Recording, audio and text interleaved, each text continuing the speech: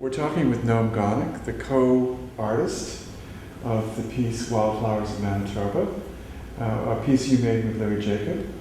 And I'm wondering if you could tell us a bit about how the piece came to be. Sure. Louis and I have, we've known each other for a long time. We both sort of have a lot of the same influences, specifically music, dance music. Louis is a great DJ. I've been an attendee of many of his parties over the years. And so we were aware of one another, and he was asked to make a film project in Winnipeg, so he asked if I had any ideas or if I was interested in collaborating with him. And I mentioned this Wildflowers of Manitoba concept that had been percolating for several years around Winnipeg.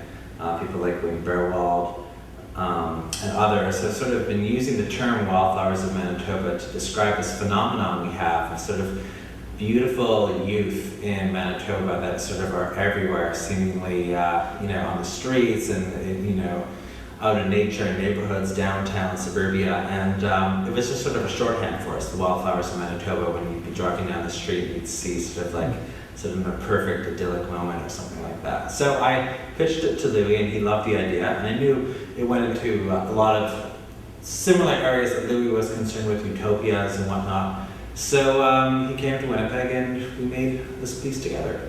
Did it have a script or a storyboard or? Yeah, we had a very rough script. It was one page, and it was sort of just scenes. I think there might have been 10 scenes that we knew we wanted to get. And then sort of using that as our manifesto, we went into the forest to my cabin with this small cast and crew and spent a week together, sort of making food together and sort of somewhat being the people in the film as well as filming it all at the same time, following our script. And we saved the most erotic kind of climactic moments for the end. Once everybody was into a groove, and the film almost kind of directed itself by that point, and sort of one by one I'd scratch something off our one sheet script and then sent the film off to the lab.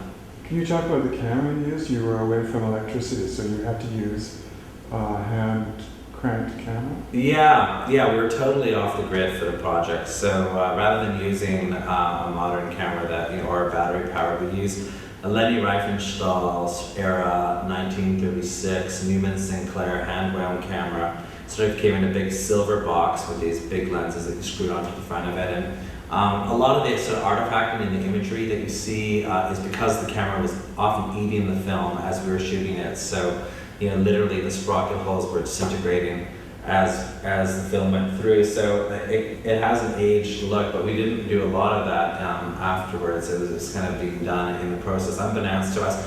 I mean, sometimes the camera would be shrieking as the film went through. We didn't really know what it was doing, but it was just kind of destroying the film as it went. But, we kind of just rolled with it. What can you do when you get your film back from the lab and it's completely claw-eaten? We just repaired it and then just kind of allowed the camera to kind of dictate what the final imagery would look like. This is luckily one of those kind of projects where you can do that and just kind of go with it. And where did you get the idea for the costumes?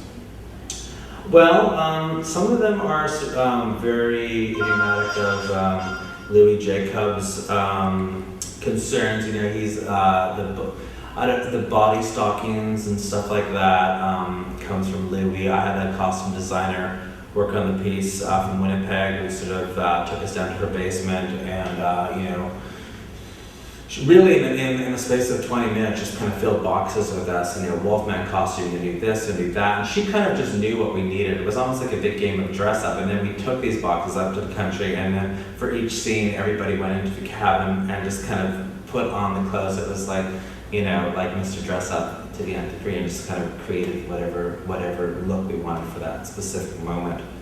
I mean, the wedding sequence at the end of the piece, we were sort of at the end of our wire by that point, and so I remember the camera department sort of used clamps and wires to kind of put the flowers in people's hair, and it was sort of everything had kind of disintegrated beautifully by that point. And costumes, you just found some flowers from the side of the road and just plopped them on somebody, and that was the costume, stuff like that.